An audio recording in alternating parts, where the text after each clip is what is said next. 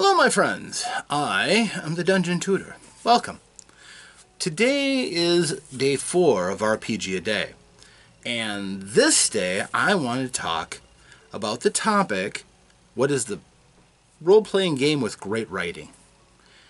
And in this particular case, this one meant a lot to me because, quite honestly, this was the one that got me into loving gaming. A lot of people share my history with this. This is not an isolated thing, but you had to be in a certain time, and I honestly cannot imagine exactly where I would be now without this particular book and the writing in it. To sum up the entire series, I have the Dungeons & Dragons Rule Cyclopedia, but this, commonly abbreviated as BECME, was the full run of the alternate Dungeons & Dragons that was running at the same time as Advanced Dungeons & Dragons, what many people call First Edition. This was basically Dungeons & Dragons through the lens of Frank Menser, working with Gary Gygax and others to make his series, starting with the red box, the basic set, blue box, expert set, and then the companion, Masters, and Immortal sets. And quite honestly, finest books I've yet read involving role-playing games. And why is that, you might ask? And for those who started with the red box, they would probably agree with me on this, but I'll just say it. It had fewer barriers to entry than any other game, because it didn't call upon you to go with knowledge that you already had. It treated you in a conversational tone, not an idiot, but just somebody who hadn't had any experience with games and game concepts before, like this one was going to, and it brought you along on a journey through your first experiences with a role-playing game before you had that uncomfortable moment where you're sitting at a table never having done this before and looking at other players and game masters. It gave you a nice introductory adventure that basically was set up in a conversational fashion, not throwing statistics at you, not telling you to make a character first or anything like that. Just telling you, you know what, you're a guy wearing armor and having a sword, and you walk into a cave, and you light up your lantern so that you can have one hand handy and you can still see, and you go in, and this is what happens. And it was written in an extremely accessible manner. Not high Gygaxian, but simple, down-to-earth, easy-to-understand language that anybody could get and appreciate. Which I did appreciate. I mean, I was able to read more complicated things at the time, but I did appreciate that it was so conversational.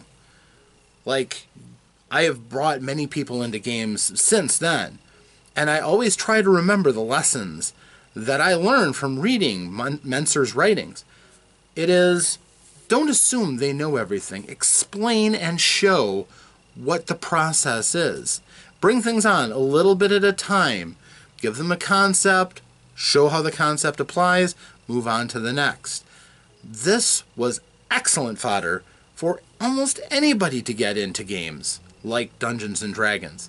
To this day, I still say if somebody wants to come in from the outside and say, wants to learn what it's all about, yeah, try to find a copy of the red box and read it, or just download the PDF, which is pretty cheap these days.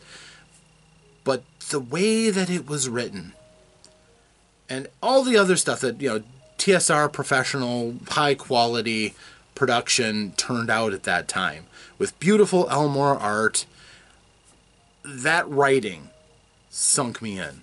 I read it so many times, my book fell apart. It's in tatters over there right now on my shelf. And I loved it. I really did. It is, I'll just say it, it's the book that I've read more than any other. Even though it's just this thin little pamphlet of a book, it's still one of the easiest reads that I've ever done. And yes, poor Alina, you did pass too soon. But yes. Fantastic writing. Now, that writing continued on, too. When you got into the expert set, again, it was still this very easy to grasp, very conversational tone, even when they're introducing new concepts to you. The tables and everything are welcome because they give good information in a dense amount of space, but it's all kept easy to understand. Now, you may find, if you've played any other version of Dungeons & Dragons, that it may be too simple for you. You may go, elf is a class, dwarf is a class. There's only really 4 classes. Yeah, that's how it was. And with that, you could imagine just about anything. Now, later, there's plenty of tools you can use to define the world and do more and more, and always more and more and more. But there was a certain simplicity to it. But the writing, again, I'm just going to say, best I've ever written. And with my own workings that I've done, again, I've let that inspire me. So, I owe Frank Menser quite a debt. I've met the man. He's a good guy. Got to thank him for that, which was great. But, yeah, I'll stick with that. Best writing I've seen in a role-playing game. Now, I've had fun reading other ones. I mean, there have been some really entertaining ones. But I'm going to stick with that as my answer. So, and I suspect, too, if you go through and you look at other people doing today's RPGaDay, you might find others agreeing with me. Especially if they come of a time and a place where they encountered the red box early in their gaming career. And that was their introduction to gaming. Yeah, it's easy to see where that writing could stick with you. So, that's my answer. I hope that helped, and I hope that gave you some ideas yourself. But what I really hope for is, of course, to see you comment and leave something behind, show that you were here. That would be great. I appreciate all of it. And I do hope that you like, subscribe, share with other people who are interested in this exciting little thing of RPGaDay. But what I really hope to do is see you again in another video, because I'm going to keep making more, and I've got plenty more of August left to go. So, I hope that between that next video and now, that you, yes, you, get a chance to roll some dice, to play some games, to have some fun, but stay safe out there, my friends. Until that next time, farewell.